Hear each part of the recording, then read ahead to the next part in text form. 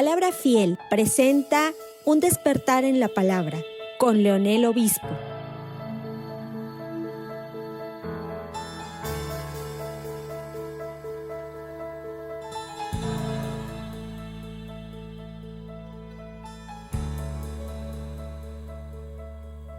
Vamos a ver hoy el tema 51. Dios respalda a su mensajero. Y precisamente yo le invito a que vaya abriendo su Biblia o prendiendo su Biblia en el libro de los Hechos, capítulo 19. Del 10 al 21 vamos a narrar, vamos a tratar de exponer este mensaje para que el Señor de otra manera nos hable a nuestras vidas, ¿sí? Nos hable conforme a lo que nosotros hemos dicho. Aunque nosotros ya leímos o ya explicamos el versículo 10, pero quiero que lo tomen en cuenta, quiero que lo traigan a su pensamiento allí en su Biblia, ¿sí? Cuando la historia de esta época, hermanos, de una manera introductoria voy a hablar sobre esto. Cuando la historia de esta época sea escrita, una de las cosas que se dirá de nosotros es que hubo aparición de muchos o de gran número de predicadores que proclamaban un mensaje falso. Y acompañado ciertamente esos mensajeros falsos con obras, con prodigios y señales también falsas, que muchos creyeron y que por tanto se perdieron para la eternidad esas personas. El hombre cree la mentira cada vez más fuerte. La mentira se ha convertido en algo que precisamente el hombre como que adora, como que valora más que Dios, más que ese Dios del cielo y la tierra. Cuando nosotros seguimos ministerios o hemos visto ministerios falsos de falsos maestros como Benny Hinn, como Cash Luna, como Guillermo Maldonado o otros que se han erigido en estos tiempos, y tú sigues la vida de aquellos que están bajo su predicación, el cambio ha sido de vida muy poco. Podemos observar, y la razón es obvia, porque el poder del evangelio, el poder de la palabra es lo que cambia tu persona y mi persona, y esto está siendo predicado poco. El cambio entonces será evidenciado poco, porque cada vez que tú escuchas esas enseñanzas, hablan ciertamente de la Biblia, sacan pasajes de contexto, ¿sí? Lo explican a su manera, lo explican bajo la conveniencia de la gente, para que la gente se eufore, se alegre, se levante, ¿sí? Y al mismo tiempo se podrá decir en el futuro, hermanos, que aunque la predicación de estos días, en estos días que están pasando, fue mucha, aún así se dirá que estaba escasa la predicación verdadera, la predicación de la palabra del Señor. Yo creo que esa es una realidad que nosotros tenemos que conocer. Y de nuevo, cuando tú analizas a estas personas bajo esa predicación, su estilo de vida, su forma de pensar, experimentar, poco ha cambiado por razones que ya explicamos, obvias. Si hay algo que va a ocurrir en nuestro continente, será bajo la predicación osada y confrontable de la palabra del Señor. Una palabra cristocéntrica y la predicación de la palabra fiel de ese Dios que nos ha revelado a través de su palabra, a la luz de su palabra.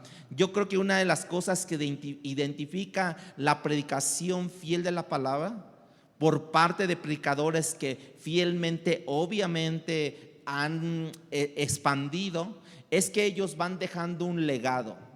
A diferencia de lo que ahora estos nuevos ministros falsos traen a sus vidas, traen a la vida, no hay ningún tipo de legado que estén dejando, más bien están dejando como que un lastro de consecuencias. La mejor evidencia de que Dios está detrás apoyando un ministerio o un ministro, es que hay vidas cambiadas, hermanos. Vidas cambiadas por el poder de la palabra, apoyando o respaldando por el poder del Espíritu de Dios que inspiró dicha palabra, que sirve para levantar el honor y la gloria de nuestro Dios. Por eso es que nuestra oración siempre debe de ser que en todo lo que yo haga, todo lo que yo piense, todo lo que yo diga, sea para tu gloria y para tu honra, Dios. La señal que ha sido una constante de que Dios está detrás de un ministerio son vidas cambiadas. Antes tú veías el evangelio de una manera, mas ahora por el poder de la palabra que está en ti, entonces Dios te cambia tu manera de ser, ¿sí? Te cambia tu manera de pensar. Ya no hablas como hablabas. Aunque conocías el evangelio, aunque ya llevabas mucho tiempo en el evangelio, pero ahora por el poder de la palabra que ejecuta su espíritu en tu vida, entonces hay vidas cambiadas. En el texto de hoy hay señales claras de lo que implica un ministerio respaldado por Dios en la vida del apóstol Pablo en este caso, y hay también señales de un ministerio falso donde el Espíritu de Dios no está presente, donde su poder no se ha hecho manifiesto. Así es que vamos a leer del versículo 10 al versículo 20 de Hechos capítulo 19. Dice: así continuó por un espacio de 2 años, o sea, Pablo, de manera que todos los que habitaban en Asia, judíos y griegos, oyeron la palabra del Señor Jesús. Y hacía Dios milagros extraordinarios por mano de Pablo, de tal manera que aún se llevaban a los enfermos los paños o delantales de su cuerpo, y las enfermedades iban de ellos, y los espíritus malos salían. Pero algunos de los judíos exorcistas ambulantes intentaron invocar el nombre del Señor Jesús sobre los que tenían espíritus malos, diciendo: os conjuro por Jesús, el que predica Pablo. Había 7 hijos de un tal Esceva, judío, jefe de los sacerdotes, que hacían esto. Pero respondiendo el espíritu malo, dijo: a Jesús conozco y sé quién es Pablo, pero vosotros, ¿quién sois? Y el hombre en quien estaba el espíritu malo, saltando sobre ellos y dominándolos, ¿cuántos hijos eran? 7.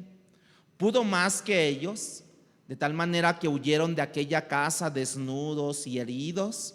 Y esto fue notorio a todos los que habitaban en Éfeso, así judíos como griegos, y tuvieron temor todos ellos. Y era magnificado el nombre del Señor Jesús. Y muchos de los que habían creído venían confesando y dando cuenta de sus hechos. Asimismo, muchos de los que habían practicado, fíjense, la magia, trajeron los libros y los quemaron delante de todos. Y hecha la cuenta de su precio, hallaron que era 50,000 piezas de plata. Así crecía y prevalecía poderosamente la palabra del Señor. Nosotros vimos la semana pasada cómo el apóstol Pablo tuvo la oportunidad de permanecer enseñando en Éfeso, predicando en la sinagoga por 3 meses allí. Se levantaron ciertamente oposición, tuvo que salir Pablo. Dice que se fue a una escuela de un tal Tirano, que dijimos que probablemente era como un salón público donde solían los filósofos de la época compartir sus propias enseñanzas, y ahí Pablo se reúne. Unos escritores dicen que más o menos Pablo predicaba entre las 2:11, 1 de la tarde, 2 de la tarde, en la hora del calor fuerte, porque los filósofos en ese tiempo se iban a sus casas con el aire acondicionado. Bueno, no había, ¿verdad? Con el aire acondicionado para estar frescos, mientras Pablo aprovechaba ese salón, ese espacio donde no iban los filósofos, y empezaba a predicarles la palabra del Señor allí en esa escuela de Tirano. Pablo permaneció en Éfeso, la capital de Asia Menor, por más de 2 años. Pablo estuvo ejerciendo su ministerio, y dice que todos los que estaban en Asia, de una manera se refiere a una área geográfica de Turquía en ese momento, escucharon la palabra del Señor tanto judíos como griegos, dice. Aunque eso no implica que como lo dijimos la semana pasada, que todos los que escucharon la palabra del Señor creyeron en el Señor, eso no implica. Pero había llegado el momento en que Pablo decidió como que establecerse por un periodo prolongado de tiempo en ciertas ciudades, en vez de estar viajando constantemente. Entonces nosotros vemos que en Corinto estuvo 18 meses, estuvo 2 años en Éfeso, 2 años 3 meses en Éfeso, estuvo en Roma, que todavía no lo vemos, pero más o menos como 2 años también estuvo en Roma. Posteriormente lo vamos a ver, y eso nos da una idea de cómo iba como que tomando forma el ministerio del apóstol Pablo en permanecer en ciertas ciudades para que se establecieran iglesias allí. Ahora quiero que veamos nosotros como punto número 1, el punto número 1 de la exposición es cómo Dios usó las señales y prodigios para autentificar el ministerio del apóstol Pablo. Cómo Dios usó las señales y prodigios para autentificar el ministerio del apóstol Pablo. Leímos en el versículo 11 y 12, dice: y hacía Dios milagros extraordinarios por mano de Pablo, de manera que aún se llevaban a los enfermos los paños y delantales de su cuerpo, y las enfermedades de ellos se iban, y los espíritus malos salían de los cuerpos de esas personas. Nota en primer lugar que el texto no dice que Pablo hacía milagros, como los falsos maestros que hoy dicen, ¿no? Va a estar fulanito, ¿no? De tal. Hay milagros, va a haber milagros, ¿no? Dios hacía milagros por mano de Pablo. De manera que Pablo tenía claro, y todo maestro verdadero tiene claro, que él es únicamente un instrumento en las manos de Dios. Simplemente la manera como Dios opera su poder, pero que al final del camino es Dios quien está haciendo la obra. Y Lucas aquí nos deja muy claro ver sobre esto, que Dios hacía milagros por mano de Pablo, ¿verdad? También el texto nos dice que Dios hacía milagros extraordinarios. Eso es casi como una redundancia, ¿no? Excepto que, como está en la palabra, seguro que no es redundante. Un milagro es algo extraordinario. Tan solamente hay un milagro, es algo extraordinario. No es muy común eso. No es algo que tú haces o que ves comúnmente. No es algo cotidiano. Y sin embargo, Lucas como que hace el énfasis de que había milagros extraordinarios por Dios, por la mano de Pablo. Lucas está apuntando a algo más, milagros que Dios hacía por medio del poder del Espíritu de Dios. De hecho, cuando la segunda persona de la Trinidad, en este caso Jesús, él mismo llegó a decir que él expulsaba a demonios. ¿Por qué? Por medio del poder del Espíritu. Esta es otra de las indicaciones, que el reino de Dios en ese momento estaba sobre ellos. Estaba sobre ellos cuando Jesús le dijo: y el reino de Dios está sobre ustedes, dando a entender que él no estaba haciendo uso de sus propios poderes, aunque los tenía. Sí, lo que él hizo fue por medio del Espíritu Santo. Por eso dijo: el Espíritu de Dios está sobre mí, a quien me ha ungido para llevar las buenas, para traer libertad a los cautivos, para dar libertad a los cautivos, a los presos libertad, ¿no? Era por medio de ¿quién? Del Espíritu de Dios. Y si algo extraordinario va a ocurrir en nuestra iglesia hoy en día en Palabra Fiel, será de hecho de la misma manera como lo fue en el ministerio de Jesús, por medio del Espíritu de Dios que está obrando en nuestras vidas. En el ministerio de Pablo, en el ministerio de los profetas, en el ministerio de los apóstoles, del mismo Jesús, por medio del poder del Espíritu de Dios es que se va a ejecutar lo que Dios ha dicho. Así que Lucas nos deja ver que estos milagros dice que eran extraordinarios. No eran cotidianos, no eran comunes. No es algo que yo debería de esperar continuamente, que esté ocurriendo cada domingo, cada domingo, cada domingo, porque eran especiales todos esos. Pablo estuvo algún tiempo en Éfeso, pero esta ciudad, como lo hemos dicho, estaba caracterizada por el fetichismo, por las prácticas ocultistas, por la práctica de magia, por todo tipo de idolatría, como lo dijimos, lo hemos estado diciendo. Entonces, dadas esas condiciones, Dios visitó el ministerio de Pablo, por así decirlo, de una manera especial. Por eso nosotros podemos ver que hasta pañuelos fueron llevados o delantales fueron llevados por algunas personas, y las enfermedades de ellos, ¿qué pasaba? Sanaban. Dios obró durante este tiempo en esa ciudad de una manera que no obró en otro lugar, no obró en otro tiempo. Es algo parecido a lo que nosotros leímos hace un tiempo en Hechos capítulo 5, que dice que cuando Pedro pasaba, algunos traían a sus enfermos y los ponían en el camino con cierta esperanza de que quizás su sombra cayera sobre ellos, y porque aparentemente algunos de ellos sanaban, ¿se acuerdan? ¿Sí? En ese tiempo especial, de ese tiempo de una manera coyuntura especial, donde los milagros extraordinarios estaban ocurriendo en el tiempo apostólico. Imagínate si eso ocurriera hoy en manos de los milagreros que hoy se dicen en nuestros días. ¿Cómo estarían? Si de por sí no quieren que se les acerquen, ¿no? El orgullo, ¿cómo lo tendrían, no? O sea, no me toques, no puedes tocar el ungido, no te acerques.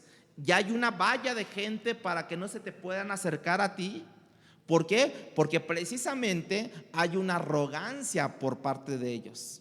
Si verdaderamente esos milagros que ellos dicen hacer fueran verdaderos milagros, porque se ha dicho, se ha documentado que todo esto son como paleros, así le llamamos, como paleros, que yo te digo que tú vas a entrar rengueando, ¿no? Y que cuánto tiempo tenías rengueando. No, pues tengo 20 años. ¿Por qué? Porque tengo un pie más grande que el otro, ¿no? O una pierna más grande que otra, ¿no? Entonces ahí como que hacemos los milagros y a ver, vamos a hacer, y se te va a estirar. O sea, toda una artimaña del diablo, toda una mentira, totalmente, ¿no?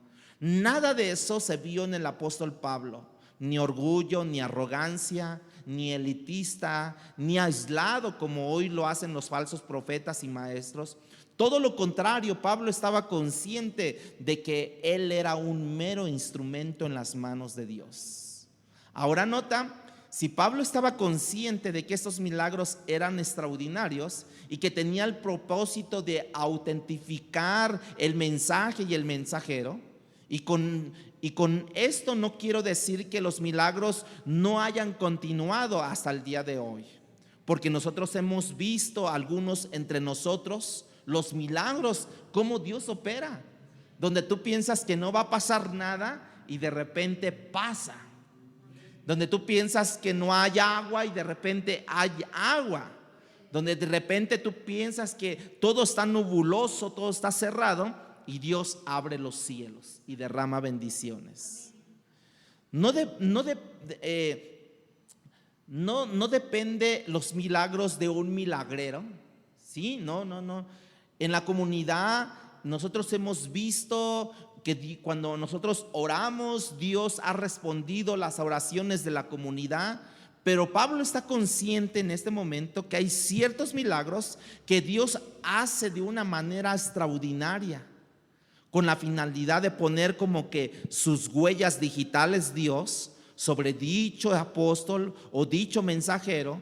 Y mira lo que las palabras de Dios expresan cuando la iglesia de Corinto llegó a cuestionar a Pablo, de que Pablo de una manera severa, de una manera en forma, él les hablaba y él les exponía sobre su apostolado. Y la segunda carta de Corintios, en el capítulo 12, versículo 12, es casi como una autodefensa del apóstol Pablo, tratando de presentar su ministerio como fidedigno. Cuando tú llegas al capítulo 12, versículo 12, escucha lo que Pablo dice: con todo, las señales de apóstol han sido hechas entre vosotros en toda paciencia por señales y prodigios y milagros. Y aún así le decían que él no era apóstol. Aún así no creían en su apostolado. Pablo dice: una de las cosas que validó mi ministerio es que entre ustedes se operaron milagros, señales y prodigios. Precisamente que caracterizan a un verdadero apóstol. ¿Por qué creen que ahora los autodenominados apóstoles todos tienen que hacer milagros? Falsos, pero los tienen que hacer. ¿Por qué? Porque si no los hacen, entonces no están valiéndose de su nombramiento apostólico, y tienen que hacerlo de una manera para que ellos puedan creerle a la gente que realmente su apostolado es verdadero. Y lo que nosotros estábamos viendo en este caso, Pablo está ministrando, la gente lleva sus pañuelos y aparentemente se los llevan a los que están enfermos y a los que están poseídos, y el espíritu salía de su enfermedad y eran sanados todos ellos. Eso tiene un cierto parecido a lo que ocurrió en aquella ocasión cuando la mujer, ¿se acuerdan? Tenía 12 años de flujo de sangre, se acercó a Jesús por detrás y ella pensaba: si pudiera tocar el manto del maestro, yo seré sana. Quizás yo pueda sanar. Y ella le tocó y poder salió de Cristo y ella sanó. ¿Se acuerdan de eso? Uno dice: wow, ¿cómo es que pasó todo eso? Pero ¿cómo es posible que tal cosa pudiera ocurrir en ese momento? Bueno, había en la población de acá de Éfeso esta creencia que la gente que tenía o que exhibía ciertos poderes también tenían ciertos poderes en las ropas que ellos usaban, en las telas que ellos usaban. Y esto no es una enseñanza bíblica, lógicamente, ¿no? Pero era una tradición, una creencia del pueblo. Pero Dios, en su misericordia y en su paciencia, supo condescender con ellos e incluso usar su propia ignorancia del pueblo, ¿sí?, para llevar a cabo alguna de esas obras que él llevó a cabo con la intención de poder confirmar el mensaje y el mensajero. Por eso es que la gente llevaba esos delantales. Pablo nunca les dijo: tráiganme sus pañuelos, sus delantales. No, la gente tenía esa creencia, que toda la gente que tenía o exhibía algún tipo de poder, con tan solamente sus pañuelos llevarlos o sus delantales, ellos iban a ser sanos. Por eso es que Dios usó su ignorancia de ellos. Yo entiendo la razón por la que Lucas dice que Dios hacía milagros extraordinarios. Es que casi como una redundancia, como lo dije, pero ningún milagro es ordinario como lo podemos observar. Si ahorita Dios hace un milagro, decimos milagro, no decimos: esto pasa a diario, esto ocurre cada media hora, no, decimos milagro. Porque cuando alguien viene a la iglesia de que ya tiene mucho tiempo que no viene, nosotros decimos milagro, ¿verdad? O sea, hay algo extraordinario allí, ¿no?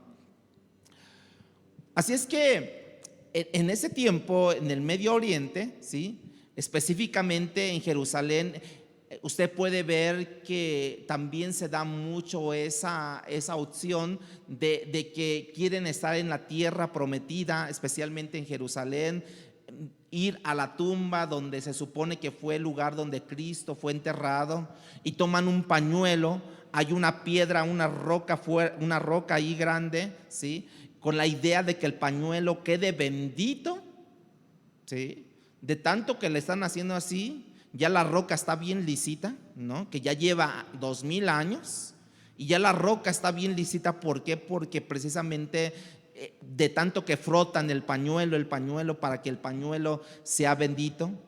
Y entonces nosotros podemos ver 2000 años después, nosotros no nos sacamos de nuestra mente esa creencia idolátrica. Esos milagros no fueron ordinarios, esos milagros no fueron frecuentes, esos milagros no eran predecibles por el apóstol Pablo, ¿no? No, él salía a predicar, él no podía decir, bueno, hoy vamos a convocar a noches de milagros.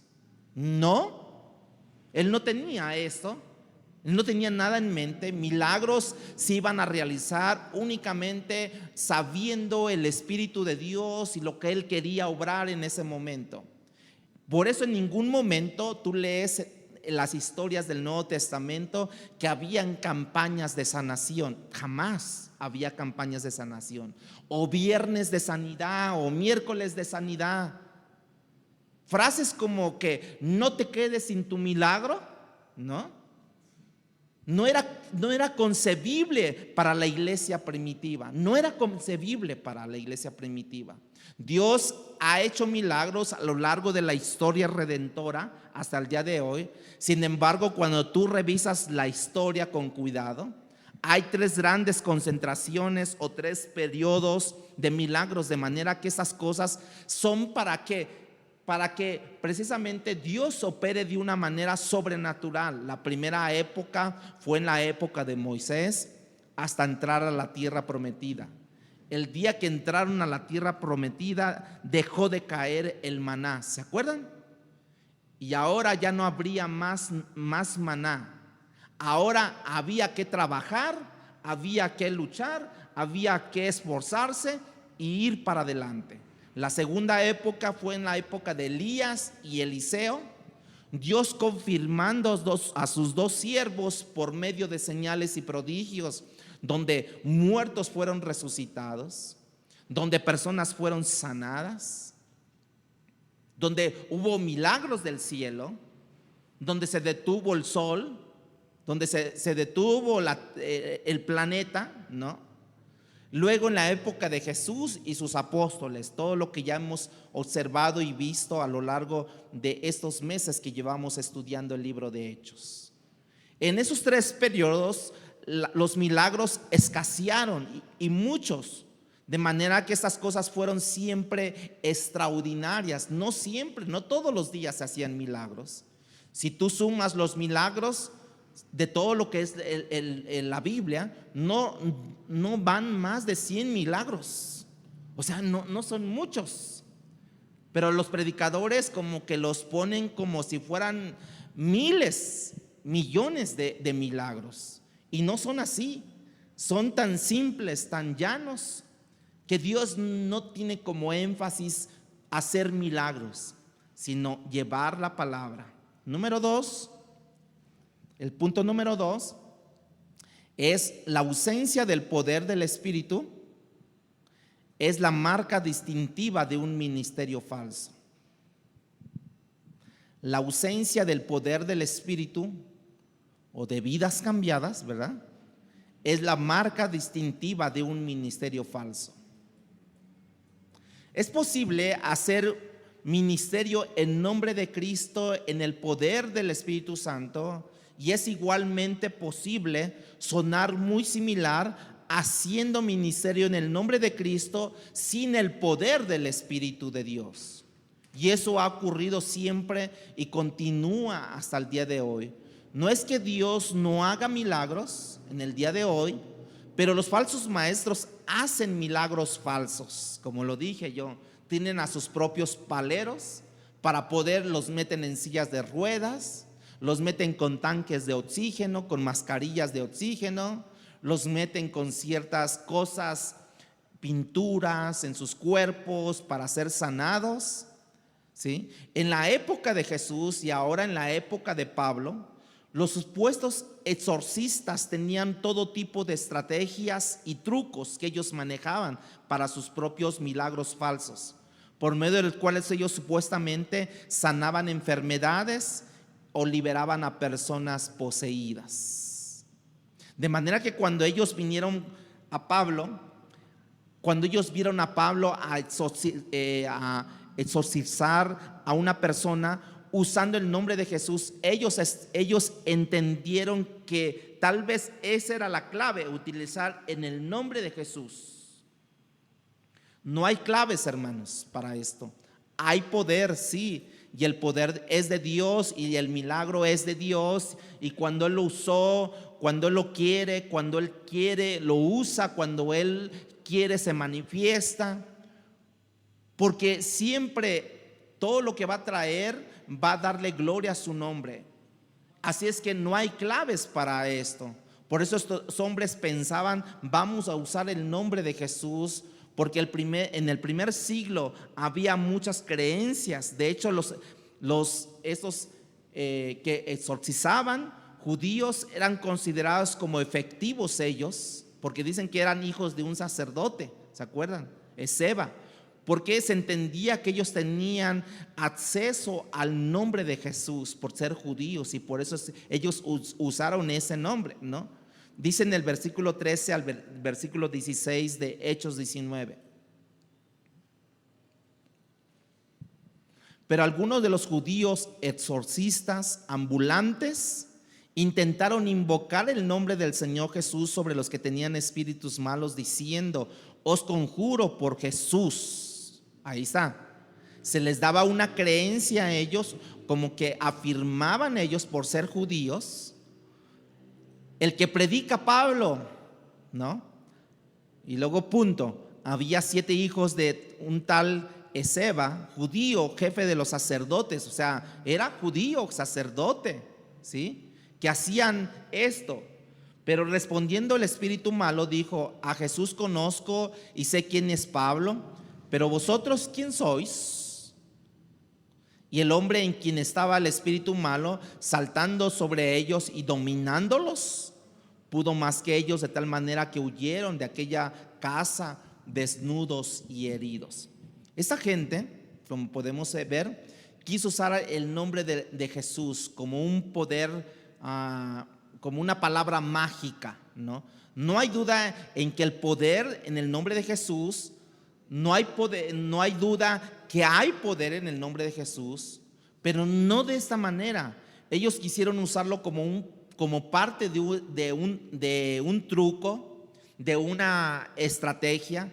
Pero cuando esos hombres comenzaron a lidiar con este hombre poseído, se dieron cuenta que estaban lidiando con una realidad mayor, hermanos, con una habilidad mayor. Y nosotros que estamos también conscientes de todo esto, a la hora de estudiar la palabra, a la hora de tratar de descifrar lo inescrutable de los planes de Dios, tenemos que recordar que estamos lidiando con una realidad mucho mayor que nuestra propia habilidad, hermanos. Pero llama la atención que la primera persona que reconoce la falsedad de este ministerio, de estos 7 exorcistas, ¿quién fue, hermanos? ¿Quién fue quien tuvo esta, por así decirlo, vio la falsedad de estos ministros? ¿Vio la falsedad de estos exorcistas? Fue el mismo demonio, si se dieron cuenta. Dice: a Jesús yo conozco, a Pablo también, y vosotros ¿quién sois? En cierta manera el espíritu está confesando la autoridad de Jesucristo, el espíritu malo. Pablo, en Pablo intrínsecamente no estaba el poder. Intrínsecamente es cuando alguien posee el poder. No, Pablo no lo poseía, era delegado por Cristo Jesús, y por tanto cuando Pablo intentaba exorcizar a alguien, la persona quedaba liberada. ¿Pero por qué? Por el poder del Espíritu de Dios. Por tanto, la autoridad no la tiene el mensajero, sino Cristo mismo tiene la autoridad, hermanos. Dijo Cristo: toda autoridad me ha sido dada a mí, ¿se acuerdan? Lo tuyo y lo que tú y yo pudiéramos ejercer es una autoridad delegada únicamente. Yo no tengo el poder, hermanos. Usted no tiene el poder, sino lo tenemos por parte de ¿quién? De una forma delegada de Cristo, y mayormente en su palabra, donde radica el poder, hermanos. Ni Pablo ni Pedro ni ninguno de los apóstoles tuvieron ministerios de sanación. ¿Usted lo ve en Hechos? Jamás. Tuvieron ministerio de predicación, que sí es muy diferente. En la medida que la palabra era predicada, Dios determinaba cuándo, cómo, dónde. Él necesitaba autentificar el mensaje y quizás llovían en ese momento milagros, pero no eran necesarios los milagros. Dios sabía lo que ellos necesitaban y tal vez en ese momento ellos necesitaban milagros, y fue el caso donde Pablo llegó a Éfeso y Dios autentificó su mensajero, su mensaje, para decir: se necesitan aquí milagros. Una ciudad, como dijimos, que estaba caracterizada por hechicería, por la brujería, por la magia, por la idolatría, necesitaba en ese momento Dios hacer milagros en esas ciudades. Y en esas condiciones, Dios nunca dejó a sus siervos sin respaldo, hermanos. Dios respaldó a Moisés con señales y prodigios. Dios respaldó, como lo dijimos, Elías y Eliseo con señales y prodigios. Dios respaldó al mismo Jesús, respaldó a sus apóstoles, ¿sí? Y sin embargo, Dios no hizo un solo milagro a través de Juan el Bautista, ¿se acuerdan? Él no hizo ningún solo milagro, probablemente porque no lo necesitaba en ese momento. En el caso que estamos considerando ahora, el endemoniado reconoce la falsedad de estos exorcistas, asalta a los hijos de Seba y ellos tienen que salir corriendo, desnudos, sangrando, humillados al mismo tiempo. ¿Cómo les parece? Es un buen recordatorio que es una osadía, es un peligro usar el nombre de Jesús irreverentemente, hermanos. Escucha lo que Judas dice hablando de Sodoma y Gomorra en Judas capítulo 1, versículo 8 y 9. Hablando de Sodoma y Gomorra, ciudades circunvecinas, y cómo ellas fueron destruidas. Judas 1, 8, 9.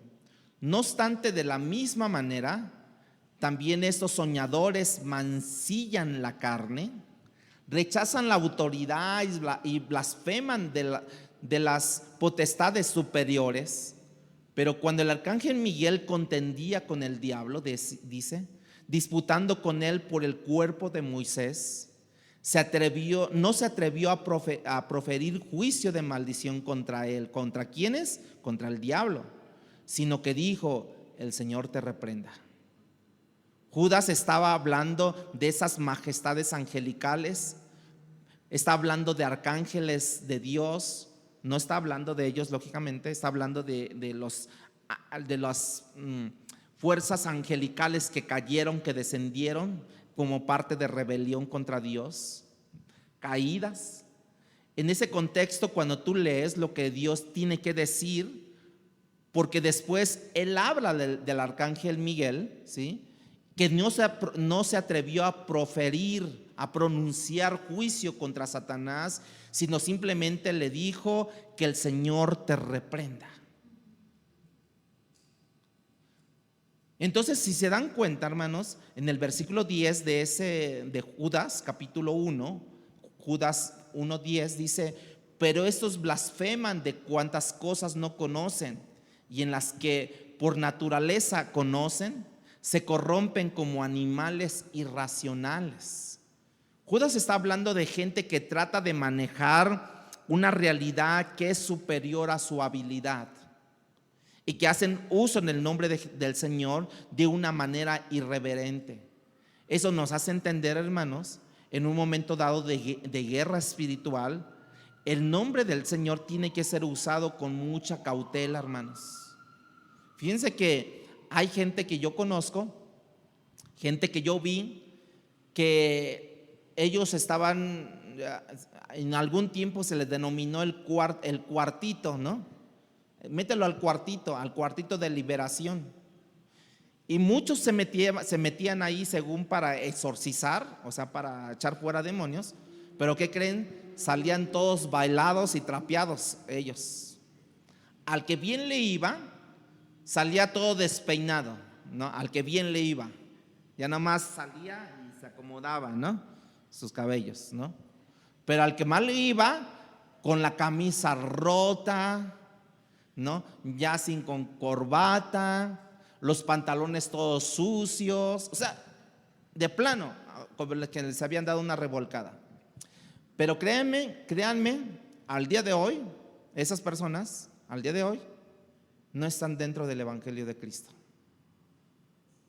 ¿Por qué? Porque todo lo hicieron bajo ¿qué? Sus propias fuerzas. Como dicen, yo tengo el poder de Cristo. A ver, hoy por hoy ya no están dentro del Evangelio. Han apostatado, se han debilitado, porque ellos han ido con fuerzas mayores que las de ellos. Han ido con fuerzas, han peleado con fuerzas superiores a las de ellos. Este hombre endemoniado es una pequeña muestra de cuán dominante estaba esta ciudad por poderes de las tinieblas. Nosotros no podemos olvidar que fue una iglesia que el apóstol Pablo le escribió acerca de la lucha, que no tenemos lucha contra sangre, Efesios capítulo 6, ¿verdad? 11 y 12, ¿no? Dice, por lo demás, hermanos míos, fortaleceos en el Señor y en el poder de su fuerza, vestíos de toda la armadura de Dios para que podáis estar firmes contra las acechanzas del diablo, porque no tenemos lucha contra sangre y carne, sino contra principados, potestades, contra gobernadores de las tinieblas de este siglo, contra huestes espirituales de maldad en las regiones celestes. ¿Sí se dan cuenta? Pablo entendía esto. Pablo estaba en una ciudad difícil. Posteriormente sale de esa ciudad y le escribe a la iglesia de Éfeso en un momento dado. Les recuerda que su lucha que él tiene, que parecía humana, contra aquellos que le persiguen, contra aquellos que le hacían oposición. Pablo les quiere recordar que esa lucha no es humana, sino que es espiritual, hermanos. Y se vence espiritual solamente. Es a través de entes humanas que se da. No es a través de ellos, ¿sí? Es una lucha que es permanente espiritualmente contra huestes espirituales de maldad, que saben ingeniárselas y saben moverse en los hombres para ponerse a los planes de Dios. Gente que le hizo oposición al apóstol Pablo. Y entonces él entendía que la lucha que él tenía no era con carne y sangre, sino que su lucha era contra principados, contra gobernadores, contra entes espirituales de maldad, ¿sí? A través de esto, de hecho, cuando Pablo les escribe a los corintios en su primera carta a los corintios, capítulo 15, versículo 32, Pablo dice que en Éfeso él tuvo que luchar con fieras salvajes. 15:32, primera de Corintios. Si como hombre batallé en Éfeso contra fieras, dice así Pablo, ¿qué me aprovecha? Si los muertos no resucitan, comamos, bebamos, porque mañana moriremos. La mayoría de está de acuerdo que esta referencia que hace el apóstol Pablo, fieras salvajes, no eran animales salvajes, no, o sea, animales. Pablo utilizó la palabra para referirse a hombres malvados que le hicieron la vida imposible en Éfeso, que se le opusieron a su ministerio. Así que la lucha no es contra sangre, hermano, ni carne, no, o sea, no es contra tu vecino la lucha, no es contra tu prójimo la lucha, no es contra tu padre, tu madre, tus hermanos, tus hijos, tus nietos, no es contra ellos. En el contexto que estábamos hablando, Dios respaldó a Pablo grandemente con señales y prodigios, pero no lo usó en el caso, no respaldó a los hijos de Seba, que aunque siendo sacerdote, no los respaldó a ellos, quienes tuvieron que salir ensangrentados y humillados ante ellos, ante el pueblo. Número 3, cuando Dios hace su obra evidente,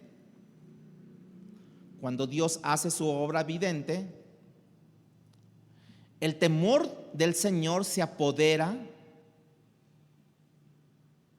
de aquellos sobre quienes Dios está obrando.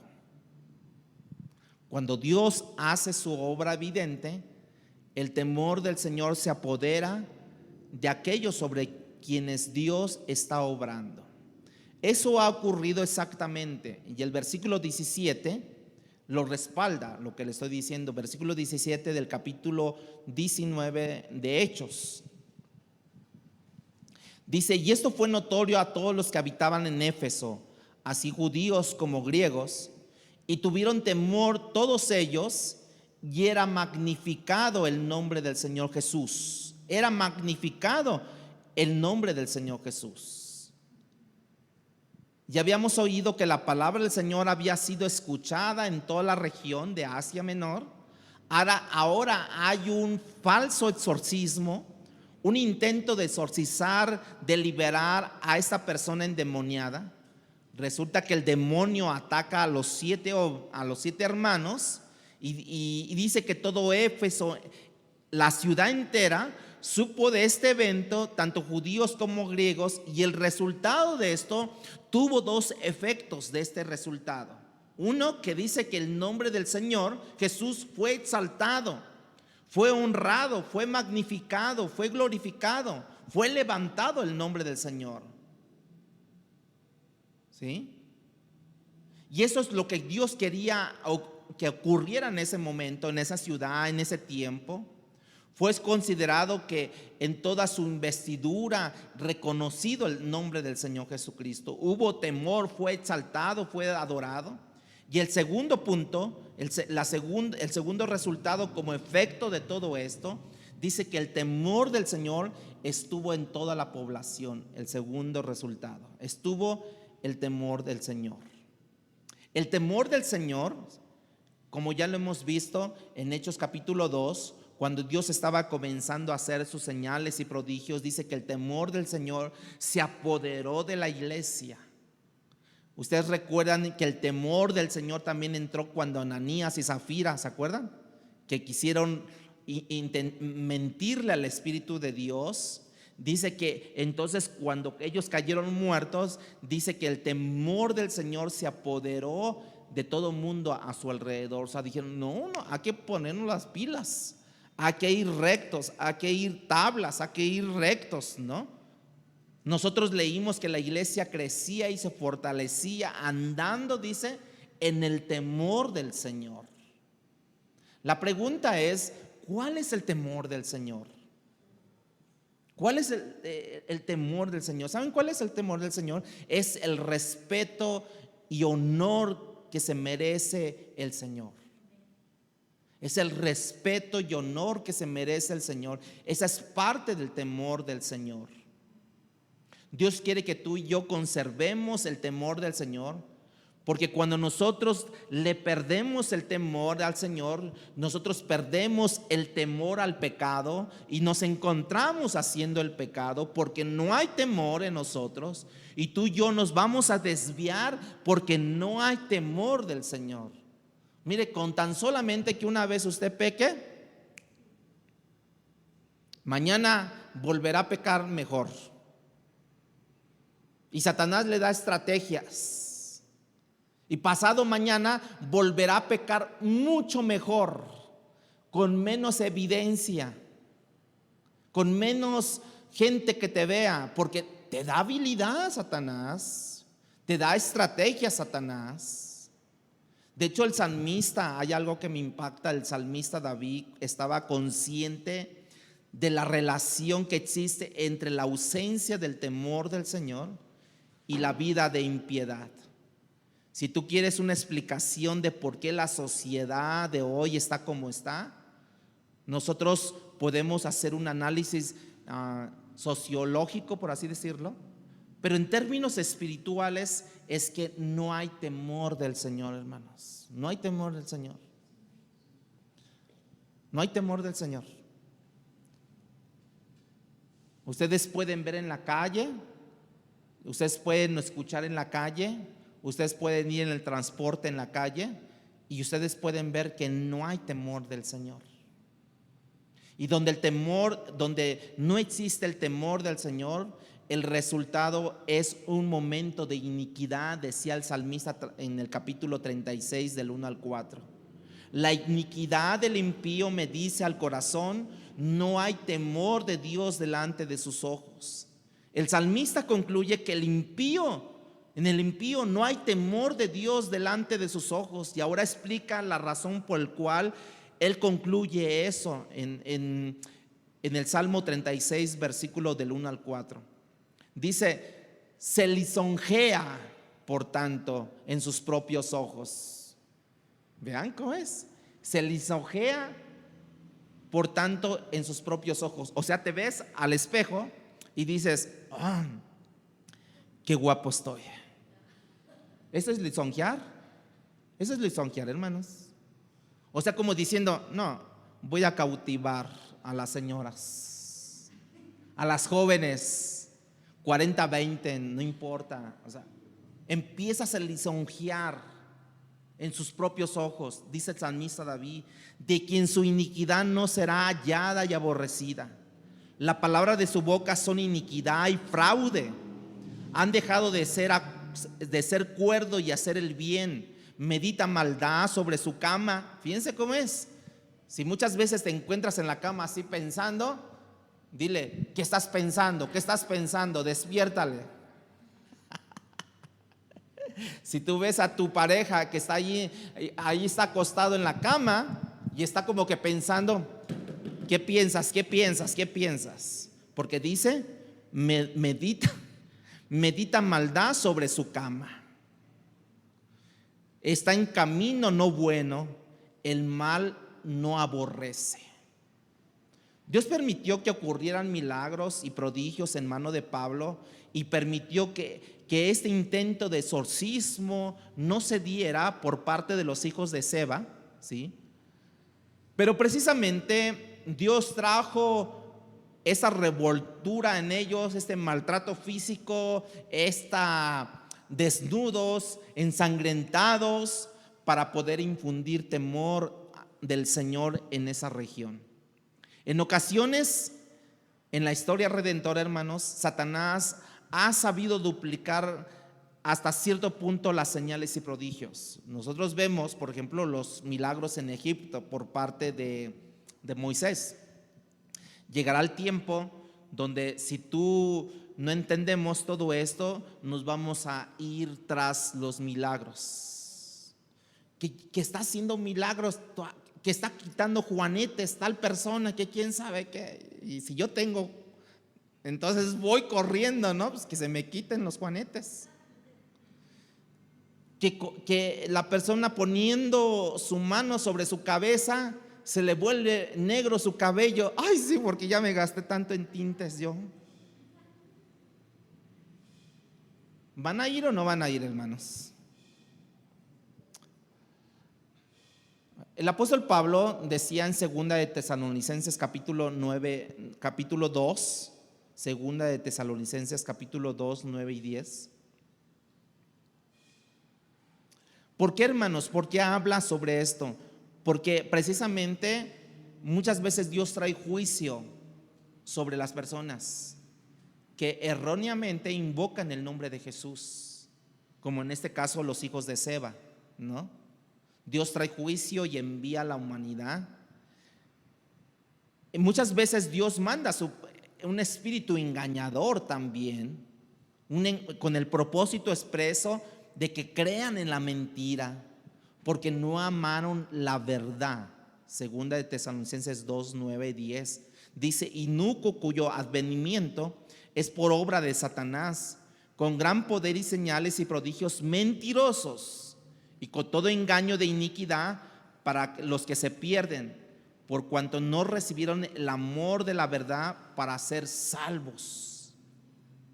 Ahora, si hay algo que Satanás no puede hacer, hermanos, es cambiar vidas.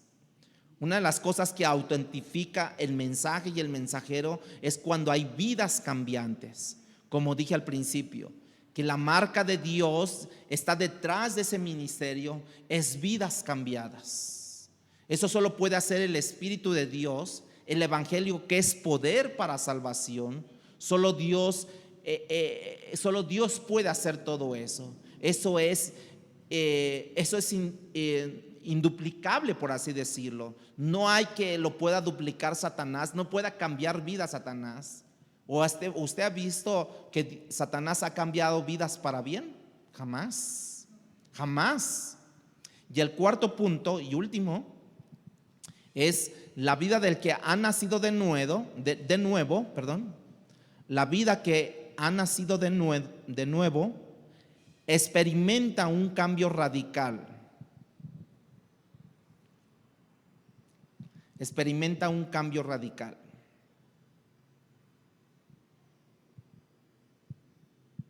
Hoy por hoy, dentro de nuestra cultura, se ha aceptado el evangelio como que es de moda, como que ser evangélico está acompañado de un cambio de vida actualmente. Hoy por hoy vemos artistas que dicen: soy cristiano para la gloria de Dios, así dicen. Que Diosito, que papá Dios, que como daddy, o lo que quieran, merece la gloria. Pero aquí hablamos, la vida que ha nacido de nuevo experimenta cambio radical, precisamente que lleva a un alto costo, hermanos. Y créanme que a partir de esto, de lo que estamos hablando, que hay un costo que quizás hay que pagar. Quizás el nuevo nacimiento, cuando no vemos ese costo, cuando no vemos vidas cambiadas, quiere decir que este nuevo nacimiento no se ha producido. Hechos capítulo 19, versículo 18, dice: y muchos de los que habían creído venían confesando y dando cuentas de sus hechos. O sea, ¿qué es lo que pasaba? Llegaban y decían: yo quiero creer en Cristo Jesús. Y decían: ¿y por qué lo quiere creer? ¿Sabe qué es? Que antes yo era un mentiroso, yo era un falso, yo les falseaba sus visas, ¿no? Sí. Yo les falseaba sus pasaportes. Antes yo era fraudulento en esto y en aquello, y confesaban, decían, daban cuenta de sus hechos. Había confesión, había arrepentimiento. Y en el versículo 19 dice: así muchos de los que habían practicado la magia trajeron los libros y los quemaron delante de todos, y hecha la cuenta de su precio, hallaron que eran 50,000 piezas de plata. Esta gente vino públicamente, hermanos, confesó públicamente, y luego vino y quemó los libros donde estaban todas esas cosas de hechicería, de brujería, de ocultismo, de cómo fraudear a la gente, de cómo hacer milagros y cómo exorcizar a personas endemoniadas. Trajeron todo eso. Alguien hizo un cálculo más o menos a estándares del peso norteamericano, de los dólares, y dicen que 50,000 piezas de plata tendrían un valor hoy en día de 50 millones de dólares. Mi pregunta es: ¿no fue un alto costo, hermanos? ¿Pero por qué me voy a deshacer de mi libro de ocultismo de 20,000 pesos? No, mejor lo vendo, o mejor lo llevo al Montepío, lo empeño. Tal vez me den unos 10,000 pesos, ¿no? Pero ya de perder 20,000 a perder 10,000, pues mejor 10,000, ¿no? Ellos llevaron todos sus libros, hermanos. Ya les dije cuánto más o menos equivale al día de hoy: 50 millones de dólares. Esos 50,000 piezas de plata en aquel momento. El valor que tenían. Imagínense, yo creo que en cada casa había un libro de magia. En cada casa había un libro de ocultismo. Para llevar tantos libros, y que su suma se consideraba como 50,000 piezas de plata. Hoy en día 50 millones de dólares. No fue poca cosa, hermano, lo que ellos quemaron. De manera que mi vida va acompañada de algo que me cuesta. No siempre el costo es monetario, yo lo sé, no siempre el costo es monetario. A veces es de relaciones o de otras cosas que yo tengo que dejar Cuando hay un verdadero cambio, hermanos. Cuando hay un verdadero cambio sin ningún problema. Yo les aseguro que Pablo no dijo, pues si quieren arrepentirse, traigan todos sus libros y quemémoslo en la plaza pública. No, fue de un momento que alguien dijo, no, ya no le voy a creer este libro y lo voy a llevar para quemarlo. Y otro dijo, yo también, y ahí fue, yo también. Y cuando reunió la cantidad, 50,000 piezas de plata ahí. Eso fue una evidencia de que el reino de la luz había comenzado a penetrar el reino de las tinieblas, hermanos. ¿Por qué? Porque ellos hicieron una decisión pública. Representaba un valor económico importante para ellos. Hubo una determinación de deshacerse de la tentación. ¿A poco no el libro era una tentación? ¿A poco no el libro era una tentación? Muchas de las cosas que todavía tenemos en casa tenemos que deshacernos porque implican una tentación para nosotros todo eso. ¿Quieres tener vidas cambiadas? Entonces tenemos que deshacernos de cosas que nos están contaminando. Hubo una decisión por parte de ellos de alejarse de la maldad, borrándola incluso de la memoria y decir, quememos este libro de 20,000 pesos. Quemémoslo. No quiero ninguna evidencia de ese libro. Escucha cómo concluye en el día de hoy nuestro texto, en versículo 20. Así que crecía y prevalecía poderosamente la palabra del Señor. ¿Qué pasaba? Crecía y prevalecía poderosamente la palabra del Señor. Lucas no nos dice que si crecía en número, pero lo más obvio es que crecía en número también. Pero sobre todo crecía la palabra del Señor en los corazones de aquellas personas que se estaban arrepintiendo. Por un hecho de que Dios así lo determinó. Que los hijos de Seba fueron humillados, arrastrados, revolcados, sangrentados. Por ese hecho que Dios permitió, por eso entró el temor en toda la ciudad. Y ellos pudieron arrepentirse. ¿Por qué? Porque precisamente hay eso, un cambio. Pablo, inicialmente, cuando tú lo empiezas a ver, fue un perseguidor de la iglesia. Después él fue un perseguido por parte de la misma iglesia. No la iglesia del Señor, sino la iglesia que estaba constituida ya anteriormente por el templo, por todos los sacerdotes. ¿Sí? Él fue convertido y entonces ese perseguidor ahora es el perseguido, ¿sí? Así que yo les invito a ustedes que se vayan de este lugar pensando, o más bien se vayan animando, iluminando en cierta manera por el Espíritu de Dios, que les va a recordar en esos días que quizás para un tiempo como es que Dios los ha levantado, hermanos.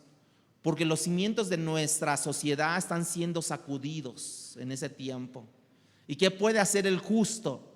Lo mismo que el justo en el tiempo antiguo, ¿sí?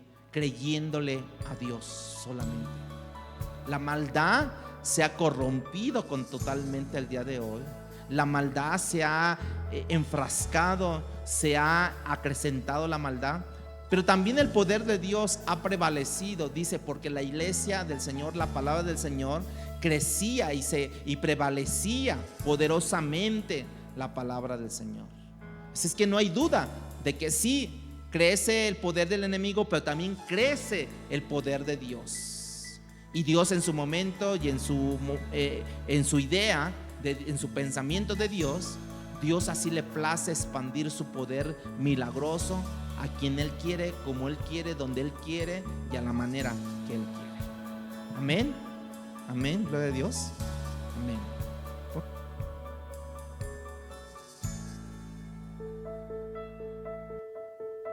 Palabra Fiel presentó Un despertar en la palabra. No olvides buscarnos en Facebook y YouTube como Iglesia Palabra Fiel CDMX y seguir las transmisiones por Zoom de cada domingo.